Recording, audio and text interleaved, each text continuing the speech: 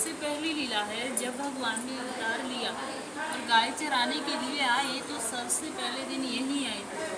जब भगवान गाय चराने के लिए आते थे तो कंस उनको मारने के लिए नए नए राक्षस भेजता था।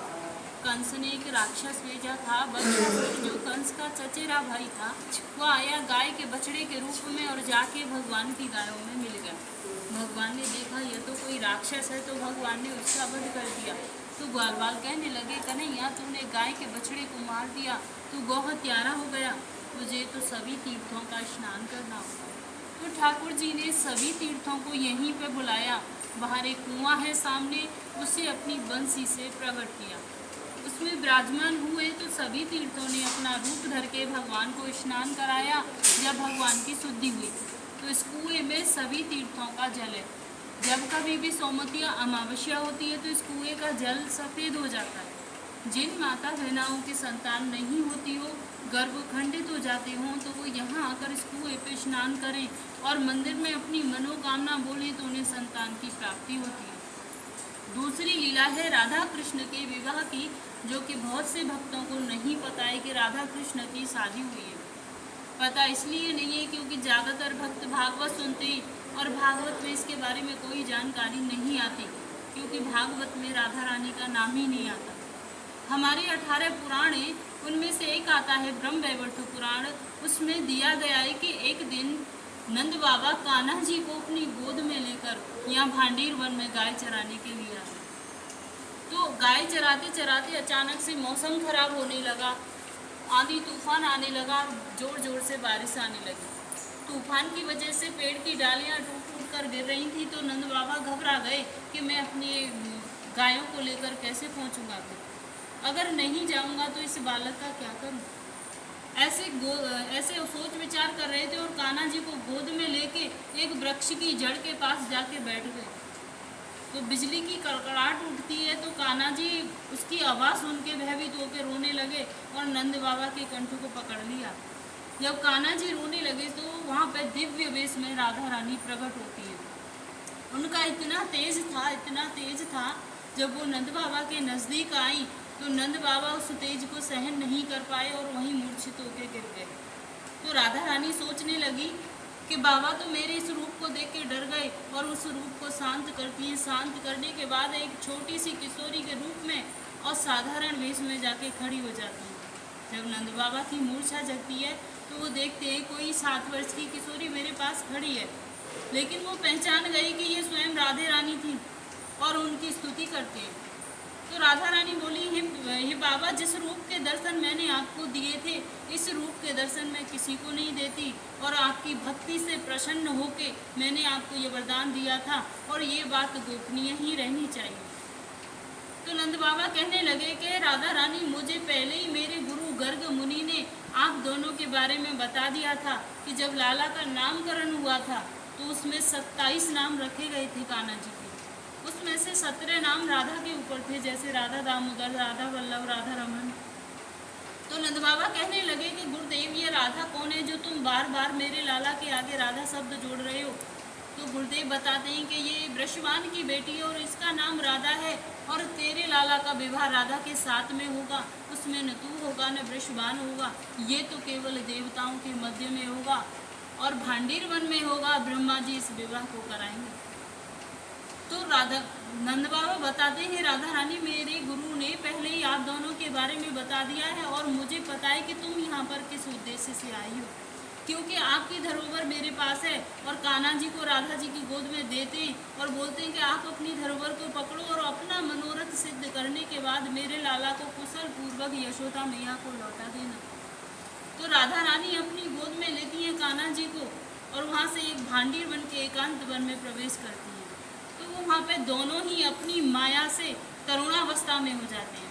छोटे छोटे थे, बड़े बड़े हो गए और उन्हीं की माया से वहाँ पे एक मंडप प्रकट होता है जो सहस्त्रों खम्भों का एक महल के समान दिखाई देता है। सहस्त्रों माने हजारों खम्भों का।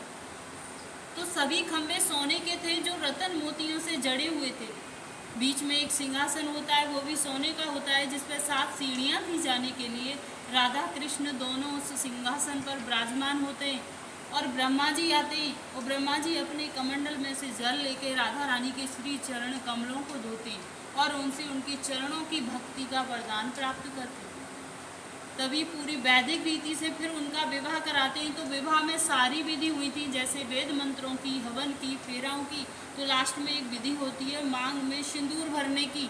जब तक सिंदूर नहीं भरा जाता शादी मान्य नहीं होती है। तो आप यहाँ पे ध्यान से दर्शन करो, ठाकुर जी का फोटो ले लो। यहाँ पे ठाकुर जी राधा रानी की मांग में सिंदूर भरते हुए, मुकुट के ऊपर हाथ से चुटकी बनी हुई है। ये पूरे विश्व का एक ही मंदिर है जहाँ भगवान के ऐसे अद्भुत शादी के दर्शन यहाँ होते हैं। नहीं तो जहाँ भी दर्शन करोगे बंसी बजाते हुए करोगे। यहाँ पे ठाकुर जी के हाथ में बंसी नहीं है। बंसी इसलिए नहीं है, जब शादी हो रही थी तो ठाकुर जी ने बंसी को अपने पास रख लिया था पूजा के टाइम पर। उस बंसी को राधे जी ने चुरा लिया। तब से हमारे यहाँ पे आज भी एक प्रथा है कि जब लड़का लड़की की शादी होती है तो वहाँ मंडप के नीचे से लड़के की एक चीज़ चुराई जाती है। होती है कि नहीं, जैसे जूते चुराने की रस्म होती है। तो भगवान ने तो कभी जूते पहने नहीं थे तो जूते चोरी होते। और राधा रानी की कोई बहन नहीं थी, जहाँ शादी हो रही थी वो भी देवताओं के मध्य में हो रही थी, तो वहाँ पे सखी भी कोई नहीं थी। इसलिए राधा रानी ने स्वयं भगवान की बंसी को चुरा लिया। तो जब विवाह संपन्न हो गया उसके बाद जब ब्रह्मा जी थे विवाह के बाद वो वहाँ से चले गए, वो भी अपने लोक को चले गए, ब्रह्मलोक। और जो उनकी माया से वहाँ पे मंडप प्रकट हुआ था उन्हीं की माया से वहाँ से लोप हो गया। राधा कृष्ण दोनों अकेले रह गए। देखते ही देखते कान्हा जी फिर से बाल्य अवस्था में हो गए, छोटे से हो गए और घुटनों के बल चलने लगे। तो राधा रानी विलाप करने लगी, हे प्रभु अब ये कौन सी लीला रच रहे हो कि मैं तरुणावस्था में हूँ और आप बाल्य अवस्था में हो, मैं इस वियोग को सहन नहीं कर पाऊंगी प्रभु। तभी वहाँ आकाशवाणी होती है और आकाशवाणी द्वारा कान्हा जी कहने लगे, हे राधे रानी जो तुम्हारा वास्तविक शरीर है वो हमेशा यहीं भांडीर वन में विराजमान रहेगा और आपका छाया रूपी शरीर आपके महलों में चला जाएगा और मैं आपसे नित्य रात को यहीं मिलने आया करूँगा। तो राधा रानी अपना रोना धोना छोड़कर और कान्हा जी को अपनी गोद में उठाती हैं और उठा के जैसे नंद बाबा से वादा किया था कि कुशल पूर्वक यशोदा मैया को लौटा दूंगी, यशोदा मैया को सौंप के आ जाती है। तीसरी लीला है कि एक दिन राधे कृष्ण किसी पेड़ के नीचे बैठे हुए थे तो कन्हैया जी कहने लगे, हे राधे ये हमारा तुम्हारा निकुंज वन है, हमारी तुम्हारी कुंजों की लीला हुई है, इसलिए आज इस वन को प्रसन्न होकर वरदान देता हूँ। जो भक्त यहाँ पे आएगा और इस कुएं पे आचमन करेगा यानी कि जल पिएगा तो उसे 14 अवतार के दर्शनों का फल प्राप्त होगा। कुआं पे स्नान करेगा तो उसके जाने अनजाने के जो भी पाप हैं सब नष्ट हो जाएंगे। मंदिर में बैठकर कोई मनोकामना मांगेगा तो उसकी मनोकामनाओं को पूरी करूँगा। या फिर कोई भक्त यहाँ पर एक रात्रि निवास करेगा, कुआं पे स्नान करेगा, फिर भांडीर बिहारी के दर्शन करेगा तो उसे गौलोक की प्राप्ति होगी। यहाँ बैठकर कोई चीज़ खाएगा तो उसे इंद्रलोक की प्राप्ति होगी। या फिर यहाँ कोई गौदान करेगा तो उसकी 73 पीढ़ियों का उद्धार होगा। इतना सुनने के बाद राधा रानी घबरा गई और बोली, हे प्रभु आपने तो इतने वरदान दे दिए, इतना होने पर तो यहाँ भक्तों की इतनी भीड़ हो जाएगी कि 24 घंटे भक्त रहेंगे, हमारे तुम्हारे मिलने में बाधा पड़ जाएगी। तो ठाकुर जी बोले, हे राधे गोपनीय और अति दुर्लभ, मैं हर किसी के ऊपर ये कृपा नहीं करूँगा। जब भक्त कई बार पूरे ब्रज में घूम जाएगा तब उसके ऊपर एक बार कृपा करूँगा कि तू भांडीर वन में जा। हर भक्त को भांडीर वन में नहीं आने देगा। तो जब ठाकुर जी की भक्तों के ऊपर कृपा होती है वही भक्त यहाँ तक पहुँच पाते, नहीं तो बहुत से भक्तों को यहाँ के बारे में जानकारी नहीं है। बोलो राधे राधे।